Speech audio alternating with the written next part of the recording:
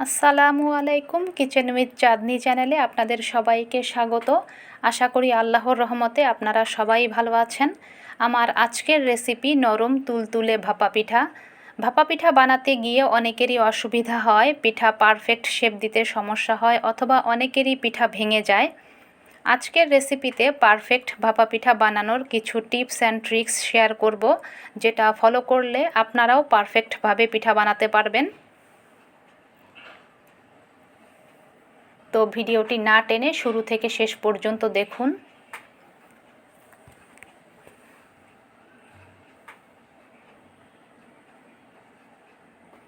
এখানে আমি ভাতের যে চাল, মিনিকেট চালের গুঁড়ো নিয়েছি। ভাতের চাল দিয়ে পিঠা বানালে পিঠা একদম কেকের মতো হবে। প্রথমে দিয়ে দিচ্ছি স্বাদ অনুসারে লবণ।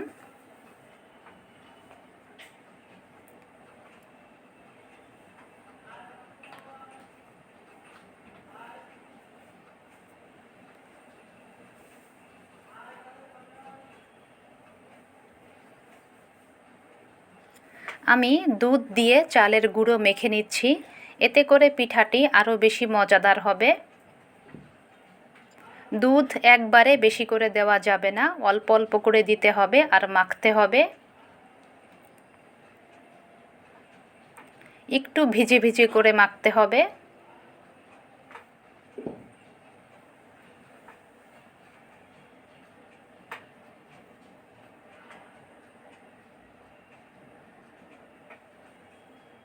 আর মুঠো করলে এরকম মুঠো হয়ে যাবে, আর এই মুঠো ভাঙলে ঝুরঝুর হয়ে পড়ছে না, একটু গোটা গোটা হয়ে পড়ছে, তখন বুঝতে হবে রাইট পর্যায়ে চলে এসেছে। এখন এটি আমি চেলে নিচ্ছি।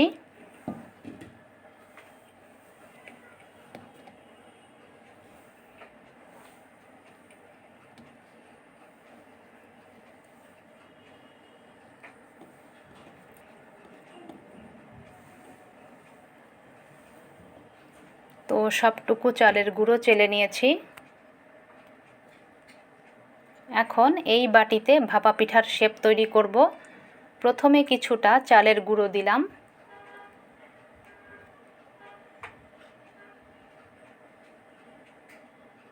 এরপর দিলাম কোড়ানো নারকেল,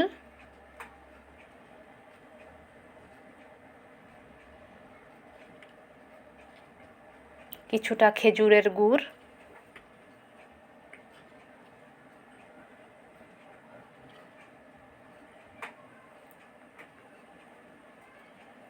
আবারও নারকেল দিচ্ছি,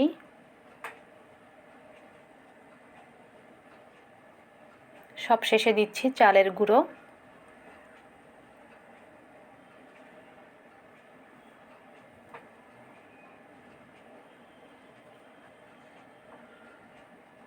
এবার আলতো হাতে এভাবে চেপে চেপে দিতে হবে।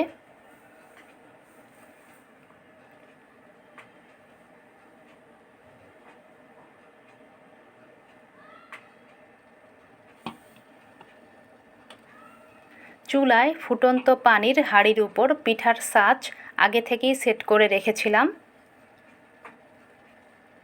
এখন একটি ভেজা সুতি কাপড় দিয়ে বাটিটা মুড়িয়ে নিতে হবে। পিঠার বাটি ছাঁচের উপর এভাবে নিয়ে টোকা দিয়ে বাটিটা সরিয়ে ফেলতে হবে।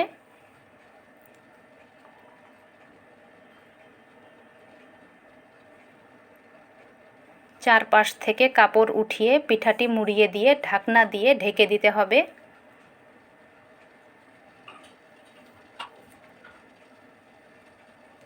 চুলার জাল হাই ফ্লেমে রেখেছিলাম, আর 7 থেকে 8 মিনিট পর এখন পিঠাটি উঠিয়ে নিচ্ছি। এবার আমি বাকি পিঠাগুলো বানিয়ে নিচ্ছি।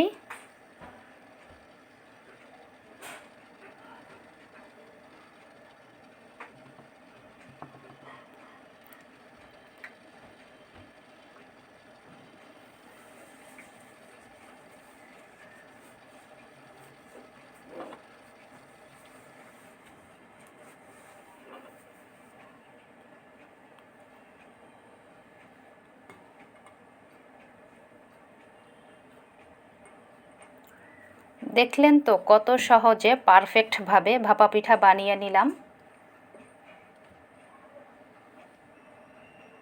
আমার রেসিপিটি যদি ভালো লাগে লাইক এবং সাবস্ক্রাইব করার অনুরোধ রইল এবং পাশে থাকা বেল আইকনের অল বাটনে ক্লিক করে দিবেন।